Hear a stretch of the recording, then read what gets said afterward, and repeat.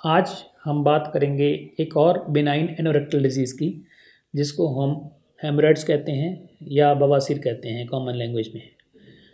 ये बीमारी एक ऐसी बीमारी है जिसके बारे में बहुत से लोग अपने साथ वालों से या डॉक्टर से परामर्श नहीं करना चाहते संकोच के कारण, क्योंकि ये एक ऐसा विषय समझा जाता है जिसके विषय में हर पेशेंट कहता है कि मैं अपने प्राइवेट पार्ट्स को किसी डॉक्टर को नहीं दिखाना चाहता या ऐसी बीमारी के बारे में किसी को डिस्कस भी नहीं करना चाहता। पर ये एक कॉमन बीमारी है और मेरा मानना यह है कि रोग को जितनी जल्दी हम एक डॉक्टर से कंसल्ट करते हैं उतनी ही बेटर तरीके से एक डॉक्टर उसका इलाज कर सकता है। मेरा नाम डॉक्टर रमन मित्तल है। मैं रमन हॉस्पिटल के चूरू नगर एक्सटेंशन लुधियाना में लेप्रोस्कोपिक एंड जनरल सर्जन हूँ और एक लेज़र प्रोक्टोलॉजी का डिपार्टमेंट भी चलाता हूँ।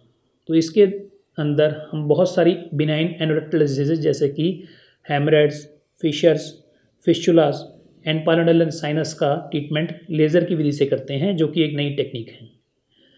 हेमरेड्स, जिसको हम बवासीर कहते हैं, एक ऐसी बीमारी है जिसमें जो मल द्वार है, गुदा के अंदर की नसें, जो नॉर्मल नसें होती हैं वो फूल जाती हैं और उनमें से जैसे जैसे बीमारी बढ़ती है तो ब्लड का रिसाव होना शुरू हो जाता है, या कई बार पेशेंट्स के जो पाइल्स हैं नॉर्मली जो पेन नहीं करते हैं, अगर वो थ्रोम्बोज हो जाते हैं या फूल जाते हैं या उनमें ब्लड इकट्ठा हो जाता है बहुत ज़्यादा और वो टॉयलेट के रास्ते से बाहर आ जाते हैं तो उनमें उसको पेन भी होनी शुरू हो जाती है। कॉमनली ज़्यादातर पाइल्स जो हैं वो पेनलेस होते हैं और इनकी जो क्लासिफिकेशन की जाती है डिपेंडिंग अपॉन की कितनी उसकी मिकदार बढ़ी हुई है बीमारी की, उसके मुताबिक उनकी क्लासिफिकेशन की जाती है ग्रेड 2 और ग्रेड 4 के बारे में। अगर वो मस्से जो हैं वो टॉयलेट के हिस्से के अंदर ही होते हैं तो उसको ग्रेड 1 किया जाता है, कहा जाता है। और अगर वो मस्से टॉयलेट मल द्वार के एज तक, इसकी सीमा तक पहुंच जाते हैं तो उसको ग्रेड 2 कहा जाता है। अगर वो प्रोलैप्स हो जाते हैं बाहर ड्यूरिंग डेफिकेशन, जब टॉयलेट आप करते हैं तो उसको वो बाहर आ जाते हों और उनको हाथ से अंदर पुश किया जा सकता हो तो उनको बोलते हैं ग्रेड 3। और अगर वो बाहर आ जाते हों और अंदर नहीं जाते हों बिना आप इवन आफ्टर डेफिकेशन और हाथ से भी उसको पुश नहीं किया जा सकता तो उसको ग्रेड 4 पाइल्स कहते हैं। डिपेंडिंग अपॉन ग्रेड अलग अलग ट्रीटमेंट होती है। ग्रेड 1 to 2 के अंदर कई बार हम कंजर्वेटिव मैनेजमेंट करते हैं जिसमें दवाइयों से उसकी मैनेजमेंट की जा सकती है।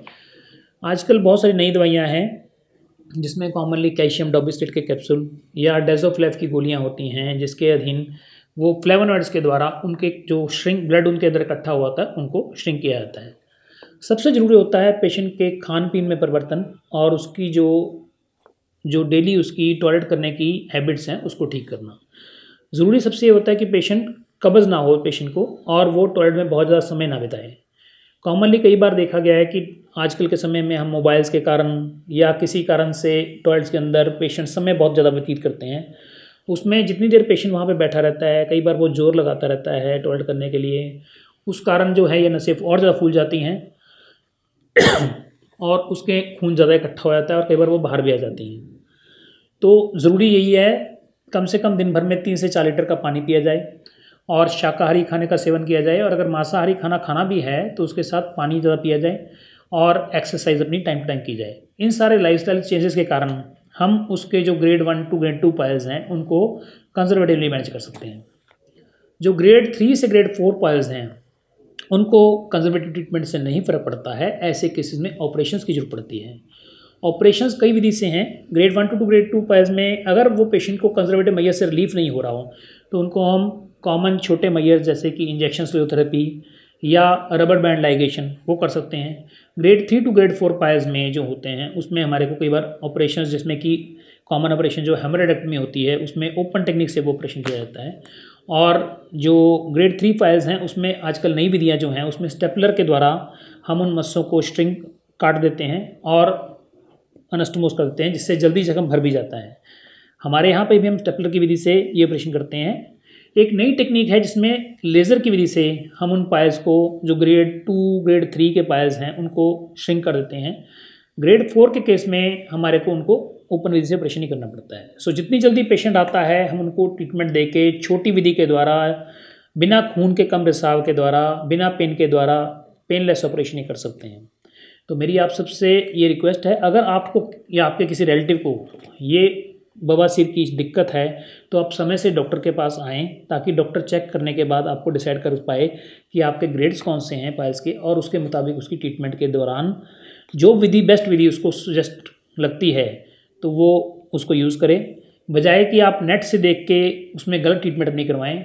आपका सर्जन जो है या आपका फिजिशियन जो है जो इसको देखता है पाइल्स को, वो आपको सबसे बढ़िया सलाह दे सकता है कि किस विधि से उसकी ट्रीटमेंट कराई जाए।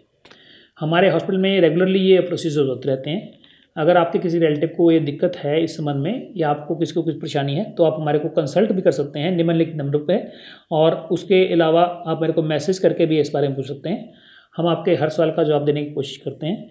और अगर आपको फर्दर कोई और जानकारी चाहिए होती है तो आप यूट्यूब चैनल पे भी उसको मैसेज कर सकते हैं। और इसी तरह के और वीडियोज़ देखने के लिए आप हमारे चैनल को सब्सक्राइब कीजिए और हमारे को कॉन्टैक्ट कीजिए। Thank you.